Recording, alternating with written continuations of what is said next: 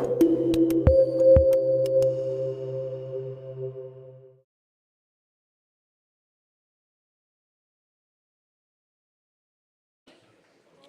Richard Esplin, Product Manager with Alfresco. I'm excited to host our traditional session on collaborating with our open source community. This year, we're going to share the time with, we're taking a broader scope. Instead of focusing on Alfresco Community Edition, we're also going to have Boriss Mejias, my good friend, who is the chief instigator of the Order of the Bee. The Order of the Bee is an independent organization that's focused on Alfresco Community Edition. Then we'll have Mauricio Salatino, the project lead for the Activiti project, is going to explain to us a bit how they do their open source collaboration. Activiti's been fun to talk to because they've had a few of their committers, external committers, travel here and be able to present. So I hope you've been attending those sessions. And then I'll finish out the period with a look into content services in Alfresco Community Edition. So with that, I'll hand over to Boriss.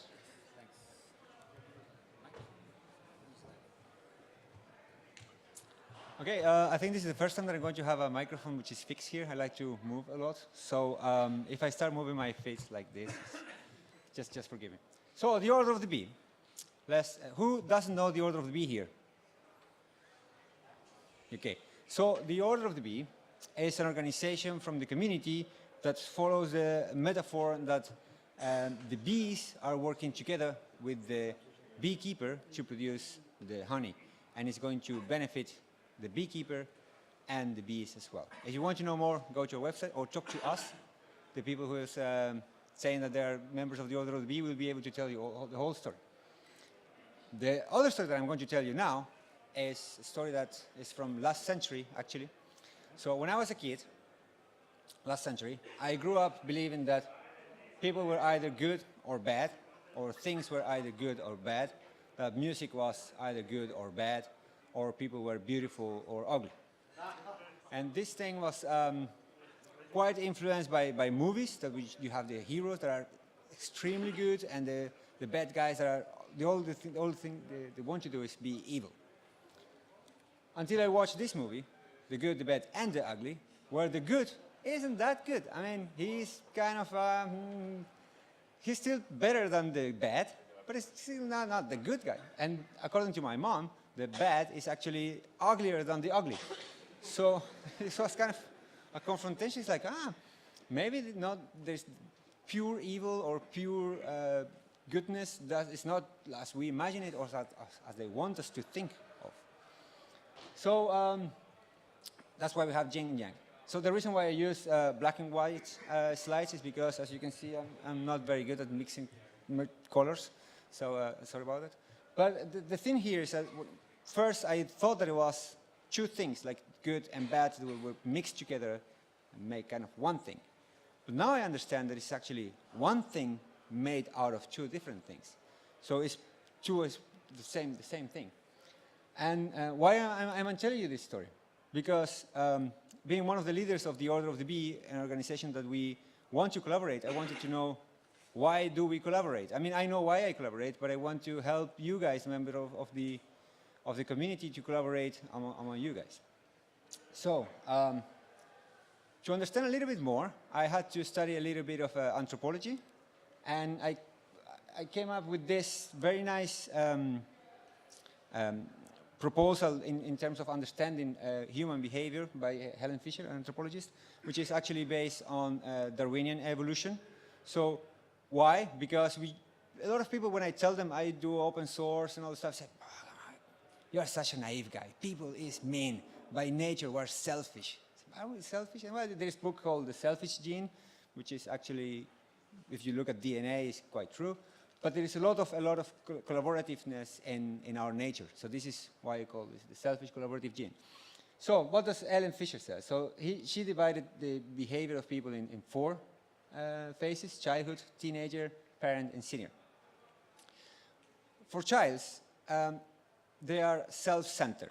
Why? Because the goal of a child is to survive infancy, or childhood. So they really need to get all the attention from the adults because they depend on us. They depend on us for food, to avoid accidents, and that's why they are self-centered, which is kind of understandable. But they also have this kind of global empathy. When you're in a room with a lot of kids and one starts crying, the others start crying too. They don't know why, they just cry because one is crying. And when one starts laughing, the others also start laughing, although they didn't get the joke. They has the empathy to be with the others.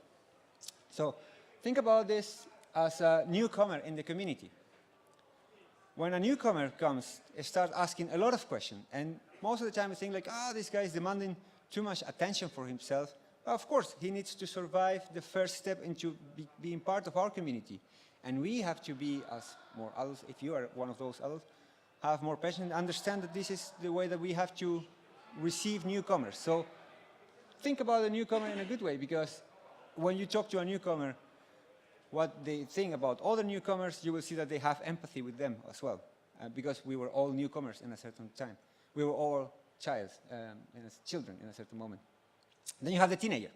The teenager is somebody who understands, and this is again the Darwinian evolution, that when they go hunting or they learn things from the people with the same age, they understand that this is the group of people that they are going to continue growing, and they are going to be their peers for the rest of their life. So a teenager will be likely to steal from their parents to please or to help a friend. I'm giving an extreme example. But I mean, this happens. But imagine somebody who cancels a family meeting because he has to go and help a friend. This can happen. So I see this, so it's a mix again. He's selfish because he wants to be with the peers that are going to help him to go through the rest of his life, but he's collaborative because he's helping his peers. This is the same when you feel that you have become part of this community. You start kind of doing things for the community and putting other things aside because you want to help your people. I mean, by the way, that's not a typo. I made it explicitly. So you become a bee. So you become part of this community, and you are nice with the other bees, and this is how we grow up. Now, a parent, and I will put immediately, this is when you have your own project. You have grown up as a parent. These kind of two things in the terms of the community could be one next to the other. So you have your own project. This is how your baby. And this is your DNA. Again, we come with the Darwinian evolution. Your DNA is what you want to you know that you are going to die eventually. We are all going to die. By the way, bad news for those that didn't know this. We're all going to die. But our DNA, if you had kids or relatives, is going to survive. But unless something bad happened to them. So that's why parents are likely to steal from their friends to feed their kids. So you see, it's the opposite. So what you would do is when you have your own project, you will kind of put some other projects aside because you have this project that you want to work on. So it's kind of a parallel. It's kind of selfish because it's your DNA that you are protecting, but it's still a project that is going to be used by somebody else. And in the case of being a parent, you are doing some work for your kids. So against this yin-yang, this mix between being good or bad, being selfish or being collaborative, we are all everything. Some of us are not so good as the others, some others are better than the rest. But this is how it is, I think. And then you have the senior, and this is a proposal. Seniors are people that are after the productive phase of life, reproductive phase of life, sorry. They are still productive in other things. And what's going on is that they understand that the DNA is actually not just the kid, but the whole society. So they start being more altruistic. So they work in their communities, they help the neighborhood, they help the order of the bee. They start becoming older and their voice change. No. So what happened is that you either decide to help newcomers because you just want the community to be better. So this is kind of a thing that we could put a name on it, mentorship. Or you can become a member of the board. Yeah, this is something that's going to come after.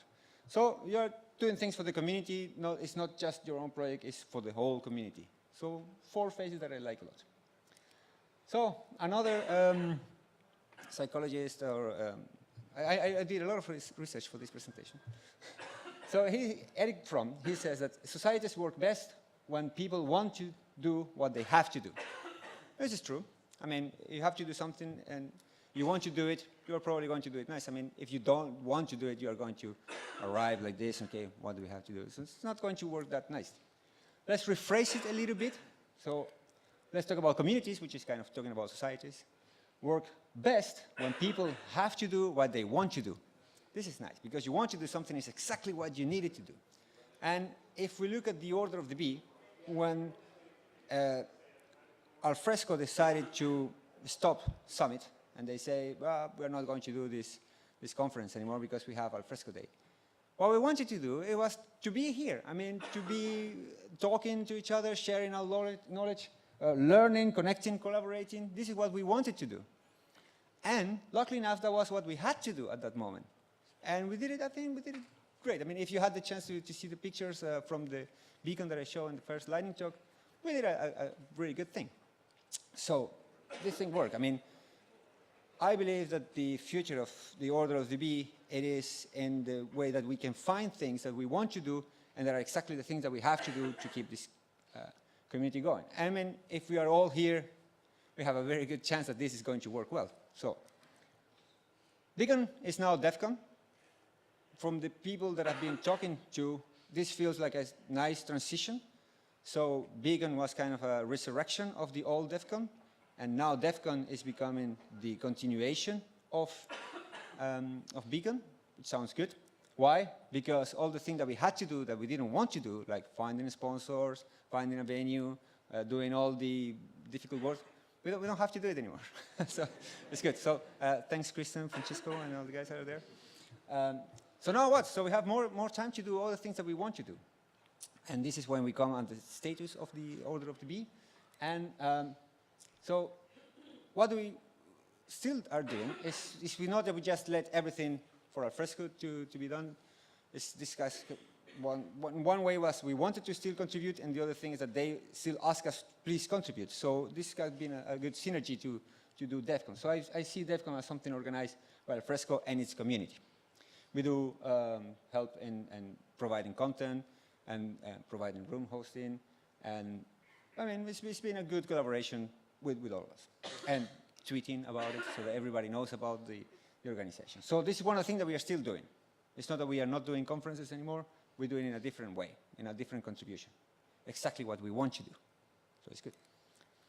So, but we have a mission, and I'm here referring to Jeff's talk in Brussels when he was talking about the attack of the zombies. He also reminded us about what is our mission. So our mission is to guarantee the existence of the Alfresco Community Edition as a free, libre, open source solution for document management. So these are the things that we have to do. So we have to identify things that we need to do towards this mission. Maybe the mission is wrong. You have to tell us. I mean, Brian said this morning that this is going to be always open source. So we already have our mission. So an applause for the mission accomplished. Thank you, Brian. But we still can do better. Why? Well, we have the community in the conference. So if we stop doing conferences, we are going to feel that we are apart. So we still have to keep on contributing this. So this is one thing that, as long as we have a community, we have a community edition that can still be used for us to make our living and to solve problems for companies and solve problems for institutions, solve problems for education and all those kind of things that are good Alfresco for. So this is one of the things that we still have to do. Oh, by the way, no, I will carry on. Some more technical stuff. One of the things that have been going quite well, I would say, is support tools. Some people are using support tools. Some other people that didn't work on it originally are referring to it. So this is kind of finally something different than the JavaScript console. JavaScript console was the add-on that was the example of a contribution for the community. Now we have another contribution, which is the support tools. People need add-ons that can trust. So that's why we still need to have a good directory of reviewed add-ons. So if you want to help on this, this is something that we have to do. So this is something that you can contribute on. And talk to us, especially talk to Axel, which is here. Probably know Axel. So these are the things that are kind of the things that we have to do. Now, some new ideas. We might have a mentorship program. I mean, why not? When we were discussing this stuff, we noticed that there is no obvious way or easy way for a newcomer to get into the Alfresco community. many just come and then they don't know where to go and they don't know that there are Tech Talk Live and things like that. So that would be a good idea. Also, it's not that we have spare time to do whatever, but if you have things that you want to do that we don't know about, they might be good. So come and talk to us. So this could be something that we say, okay, this is really something that we didn't know that we had to do, and it's actually something that we want to do because you want to do it, so do it with us. And this is more politics, sorry. We need a new board. It's not that the current board is bad, but we set some rules for the time that the board have to be replaced, so we need some, and we didn't respect it, but nobody complained. So we carry on doing all the stuff that were needed, but we need to set up a new board. Who can be in the board of the Order of the Bee? People who contribute and then say, hey, why don't you choose me? Oh, well, you could be. So this is your opportunity because this process is very long. We set the rules. It takes like 6 months. So now that you're here and you say, I might like to contribute. So first I'm going to become a voting member, and maybe in the next iteration I might become a board member. Or now you are already a voting member, or you're already in the community, say, well, maybe I will spend some time. This is what I want to do, because we need a new board. And I think that's everything that I had to say. Yeah. So thank you very much.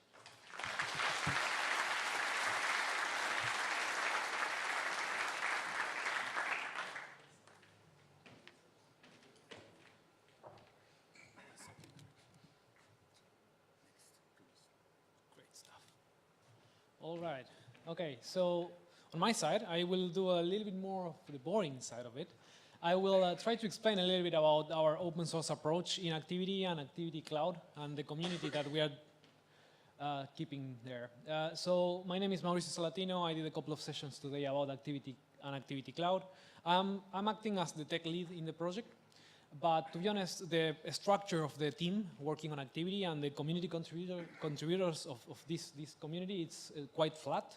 We are all at the same level, and we are pushing to keep that in that way. Even though I have some time to make some rough decisions, I'm just trying to make sure that everybody has a voice. And the main idea of this community is to try to be as inclusive as possible with partners, customers, and for that reason, we have been visiting partners, customers, to try to make sure that we hear all their opinions and we include all these topics. I've been asked to share a little bit about our practices and what we are doing it and how we are doing it. And in order to start talking about that, I wanted to share a little bit about the structure of the project and the team and who is involved with this project.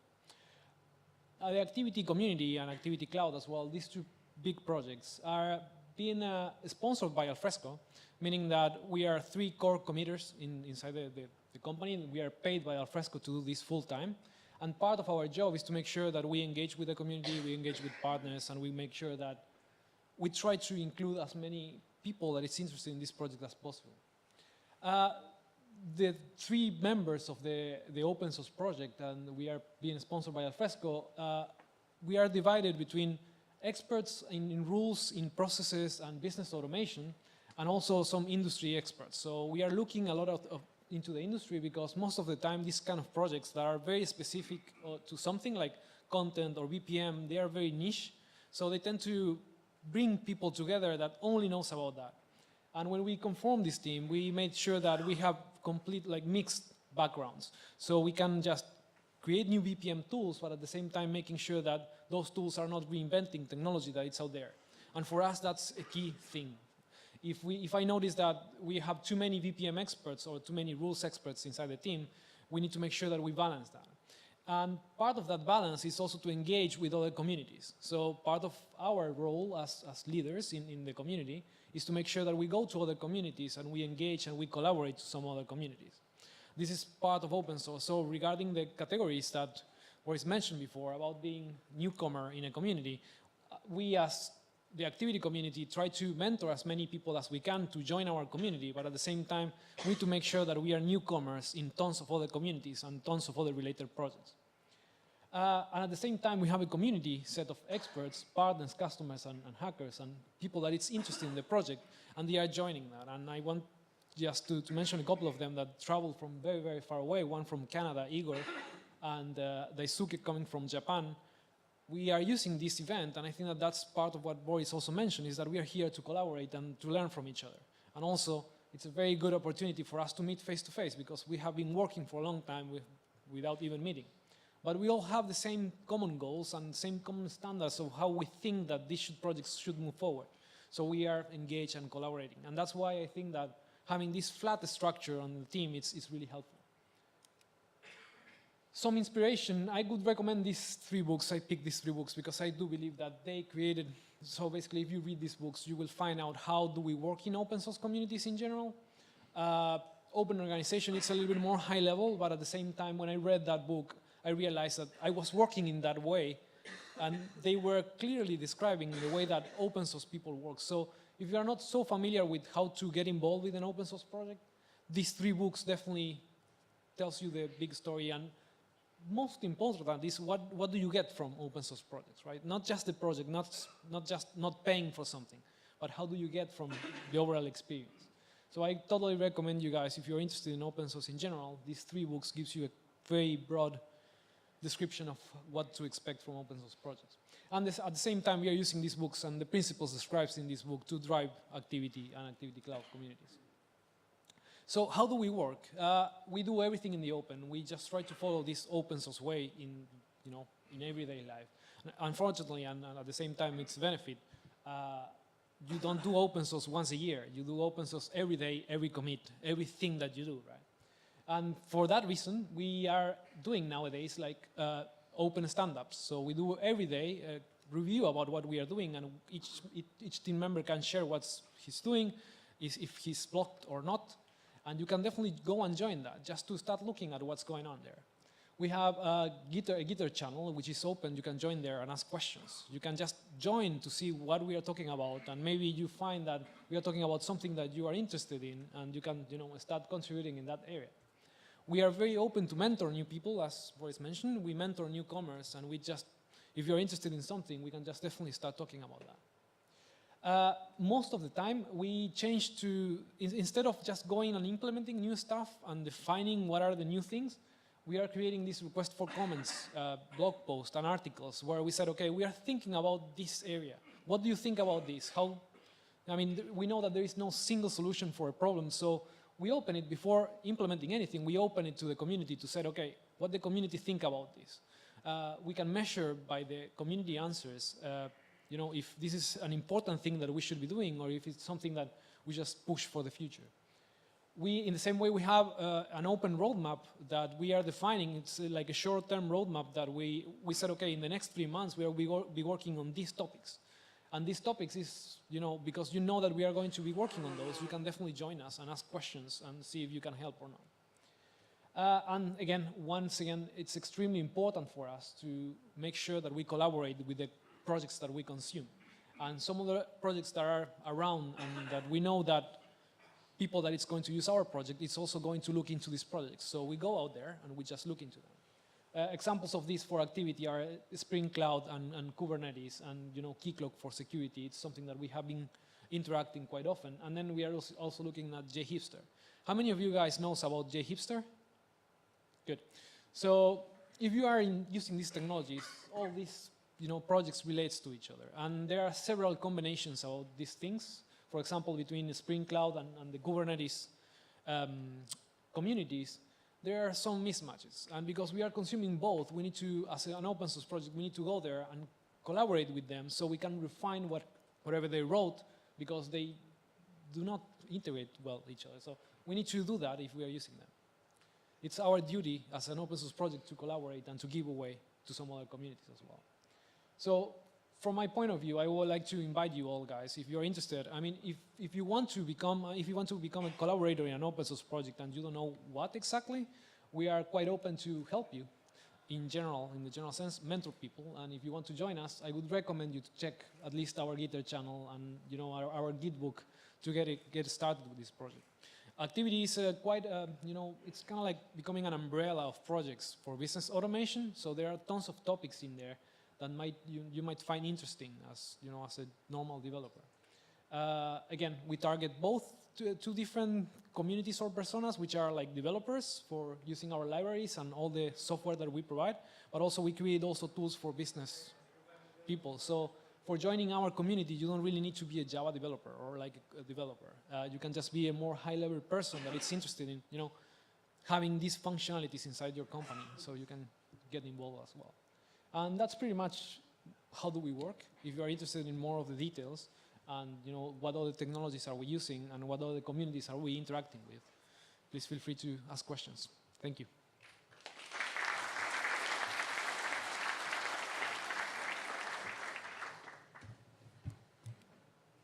Very good. I already introduced myself. I have to say, it has been a pleasure working with Mauricio. I've learned a lot from the way he manages the Activity project, and I hope other people are learning it as well, that we want to bring a lot of these ideas back to the content services side of the organization.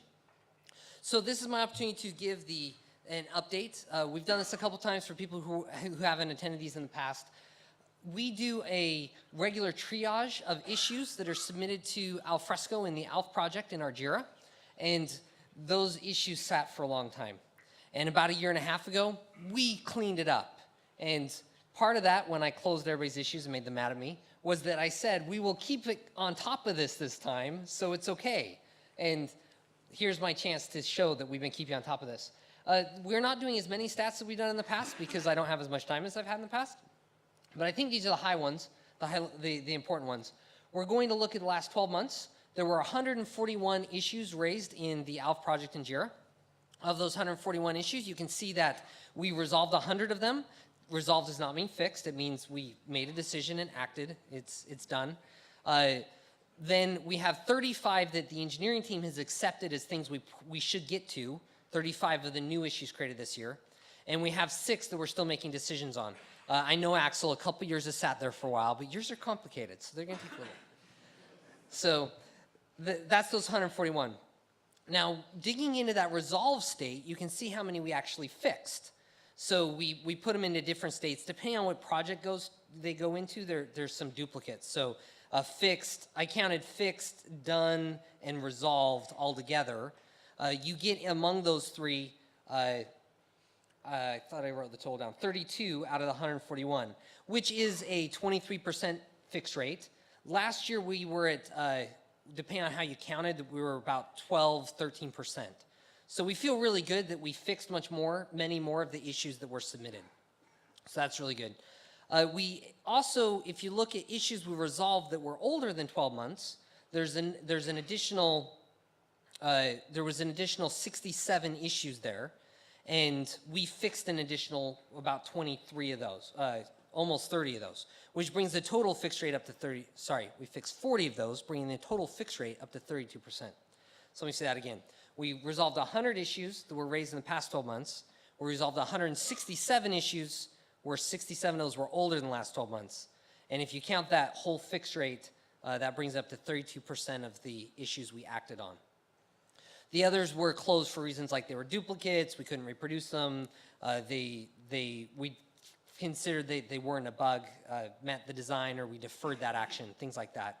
But we did fix a significant portion.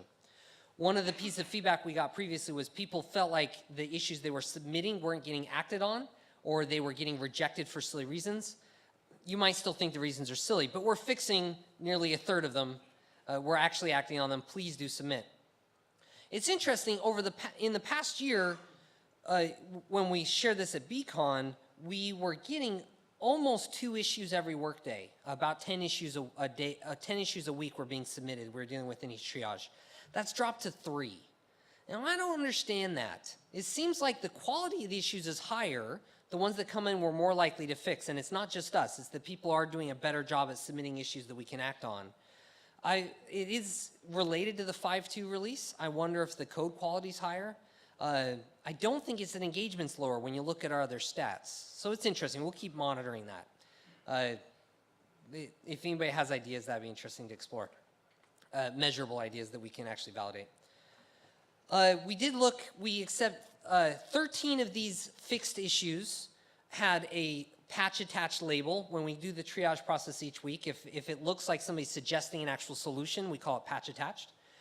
Some of those were GitHub pull requests out of the new GitHub repos, so thank you for that. Just a couple of those, but those repos are new. We did decline 8 patches. Some of those were because we had fixed it a different way before we remembered there was a patch. Those are lamentable. Some of those are because we couldn't reproduce the original problem, and we felt like the patch was more likely to cause a problem than it was to fix it. There are a few different reasons why we declined a patch, but we accepted more than half of the patches that people submitted, patches on the code, the issues we were working on. We have 10 patches that are less than a year old that we still need to act on. When we do receive a patch, we put that at the top of our fix list, or we escalate it up the fix list. And we do recognize that having 10 patches in that backlog is a lot. We want to hit those. You'll see in the February release, we were able to tick off quite a few over the Christmas break. When most of the business relaxed a little bit, we cranked through a bunch of patch acceptances. So we felt good about that. You'll see that in the February Community Edition release. There are a number of older patches that are still in the queue.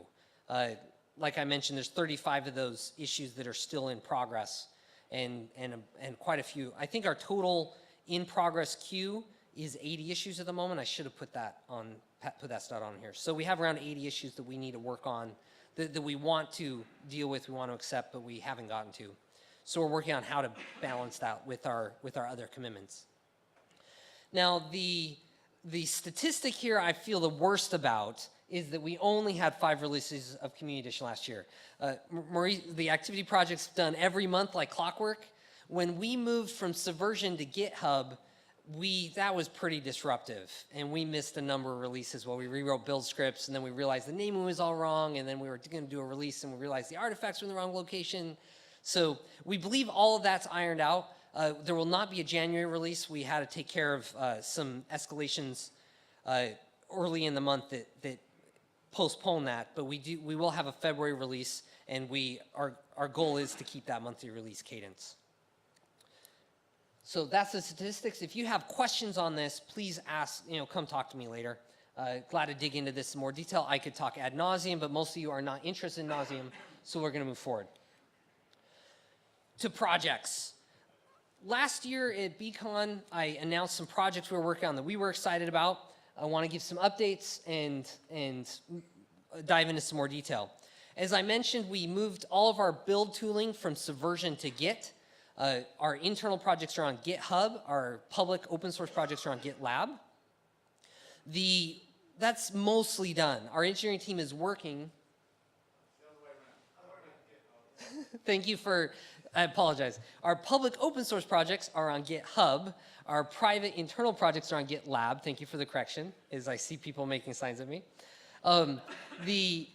That work is largely done. That's where our engineering team is working today. There's some cleanup work, older projects that we don't change as often.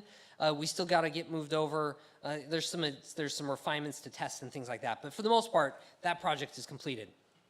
The part that's remaining is that GitLab is not yet available externally.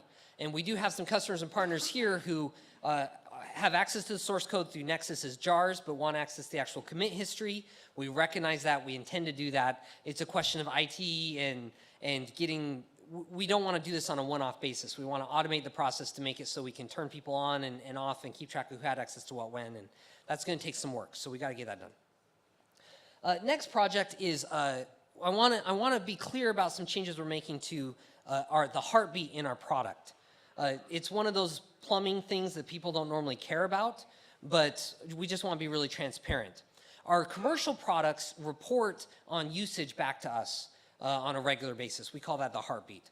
And it gives us really useful insight on which versions are used in production, how big those versions are, and basic stuff like what add-ons are installed, what feature sets are being used.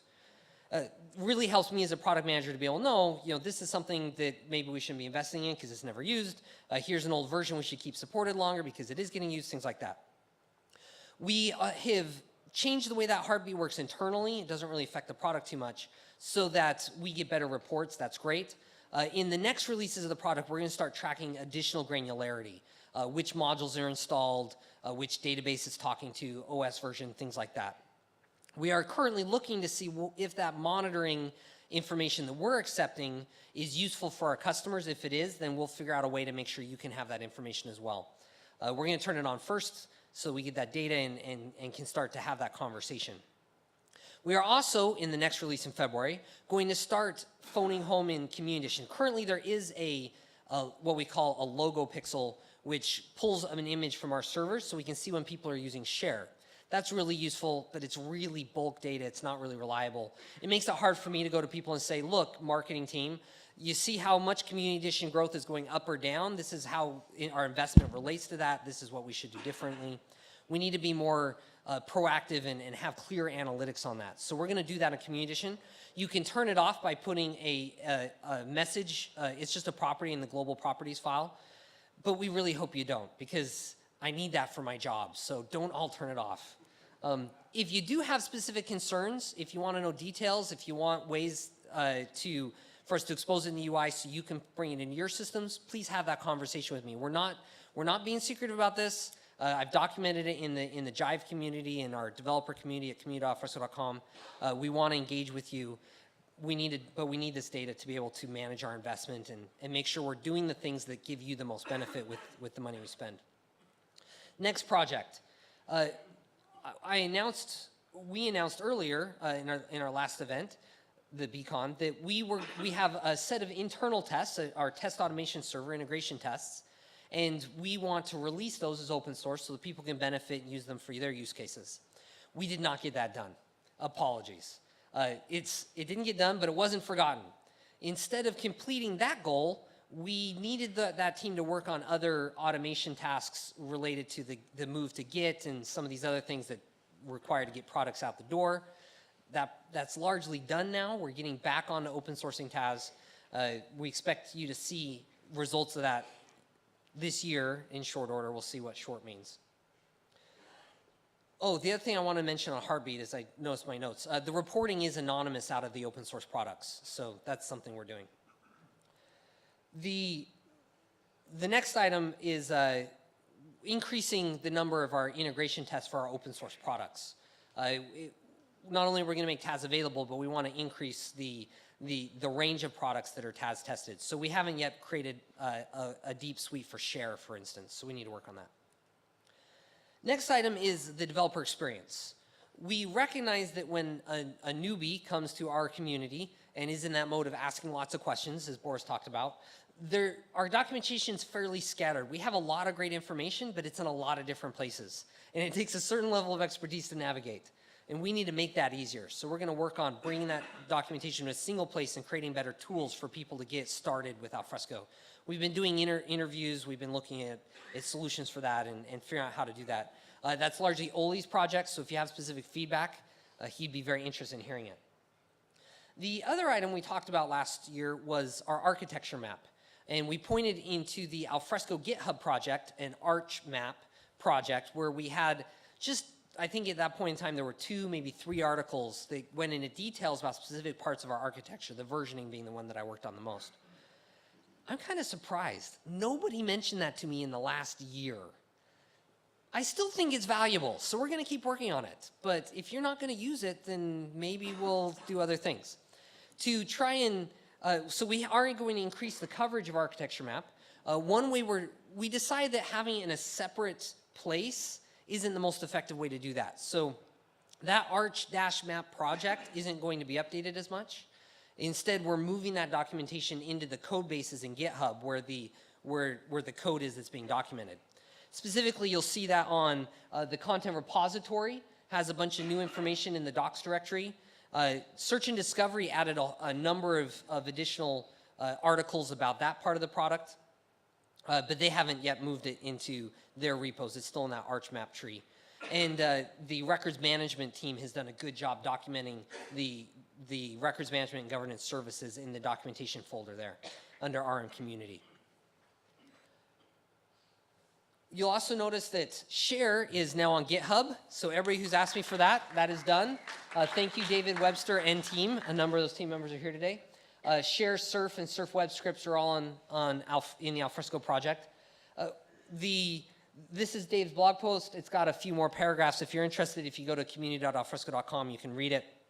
Everybody who has said to me, why don't you fix this or give me the chance to do a pull request, now you have the chance to do a pull request. And the people I told you could already do a pull request, sorry about that. You really can this time. So that's that. I did forget to mention when I was talking about moving to GitHub. We currently have 3 orgs on GitHub. We have Alfresco, Alfresco Labs, and Alfresco Benchmark. There's not a really clear criteria about what goes where. We're going to try and straighten that out as well to move projects into the right org. So if you see things changing, that's what that is. We want Alfresco to be the supported projects, Alfresco Labs to be the more experimental ones. And we're still undecided what to do with benchmark stuff. So that's a good segue to share. We frequently get asked, what is the status of share? Is share supported? Is it deprecated? How long is it going to be around? Share is supported. Share is not deprecated. Share is a product we are currently selling. We have a team working on it. Our level of investment in share decreased. We always struggle with how we want to be a transparent team and share as much information as possible, but at the same time, we need to make sure that we have answers to the questions people ask. And a year ago, we said, hey, look, we have this application developer framework. The bulk of our investment is going to go there. So don't be panicked when we reduce our investment in share. And we reduced it to 0 for a little bit while we worked on that on the ADF. And now we're back on share and improving it further. The pace of development is not as high as it used to be. Our focus is to progress the application developer framework as fast as possible. So share, share is meant to be a collaboration interface. It is not meant to be a development platform. The feature set it has now is the feature set we expect it to have for the foreseeable future. We'll accept pull requests if somebody wants to submit large improvements. That'd be interesting. But share is around, and it's going to stay around for a long time. I'd like to point out that share was in development about 8 years. Of course, it's still in development. 5 of those years, it was being sold alongside our previous interface, Alfresco Explorer. We expect the transition from share to whatever comes next, built on the application developer framework, to take multiple years. We are still figuring out how long that is, and we need to make some decisions about how long that deprecation should take, but it's going to be a while. We're not talking short term, we're talking years. You might have been aware of the content application, the example content app. There's a session on that here at DevCon. It is an ADF project built on content services. We have a similar app that's coming soon, focused on process. It brings together a variety of components into an out-of-the-box application that can be a starting point to build your own. That is not a supported product. You can get developer support on the developer framework. You can't get support on the entire application. It's only been available for 3 weeks, 6 weeks. It's a new thing. It's a wee babe. And when it matures, we'll see where that future goes. So we don't want any confusion to be there, even though we're excited about our progress there.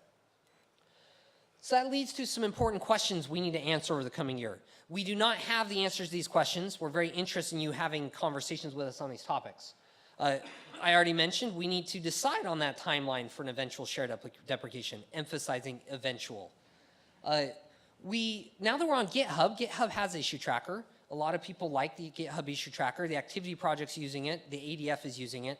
Content services and the community edition is still using the Jira, the Alf project on Jira. We need to decide, do we want to move to GitHub? How disruptive will that be to our community that's used that Alf project for a very long time? If we move to GitHub, do we want to make people find the right project to raise an issue in, or do we need a global umbrella project? We have questions like this. Similarly, the Activiti project and the application developer framework both use Gitter. The content services and community edition use IRC. And we have some questions about tooling and whether we want to adopt some of these different tools. Similarly, we look at our developer community, our developer portal on community.alfresco.com. We always want to improve that. It's been around a couple of years now. It meets the goals we originally set out for it. It's time to start thinking about what the next step is for that. What sort of other tools are available for us to integrate or implement, and what additional features we can bring in. Next is the way we differentiate between our proprietary Alfresco Content Services project that's built on the Alfresco Community Edition open core, and how those two projects differ. We increase the integration in the digital business platform. We recognize that process services and Activiti use a different differentiation model than Alfresco Community Edition, Alfresco Content Services. As Brian mentioned, we want to remove friction there. That's some friction. don't know exactly what that means. We do know as we move to a cloud services, Spring Cloud, Activity Cloud, Kubernetes first sort of world, differentiating on scalability and clustering isn't necessarily the cleanest architecture. And we need to think about how that needs to evolve. We recognize that we need to maintain some differentiation there so that we keep our business defensible and understand how we sell to our larger clients, but we also need to retain our open source products we've done in the past. We've done pretty good at not changing that differentiation in the 14 years we've been a company, that differentiation model. I don't know what changes we need. We want to engage in conversation with you on that. And the last item, we've talked about this for years now, but it's my little hobby horse. I keep saying to the marketing team, let's rebrand Community Edition. I know some of you don't like that idea, but I really like it because there's a lot of confusion between Alfresco, a company, Alfresco Community Edition, a content product, Alfresco Process Services, a process proprietary product, who's an Alfresco certified partner, who's an Alfresco Community Edition integrator. It gets confusing. Whereas Activiti's got this great name, they got their own project, they can just work without needing legal approvals on everything. We want that. So we're trying to figure out what that is. If you have an idea for a really good name that starts with an A, ends with an I, sounds open sourcey and relates to flowers or bees, I'd like to hear it.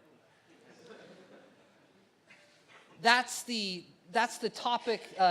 These are my open source engagement items for the coming year. I look forward to engaging in conversation with you and following up with you on next year on our progress. So thank you very much.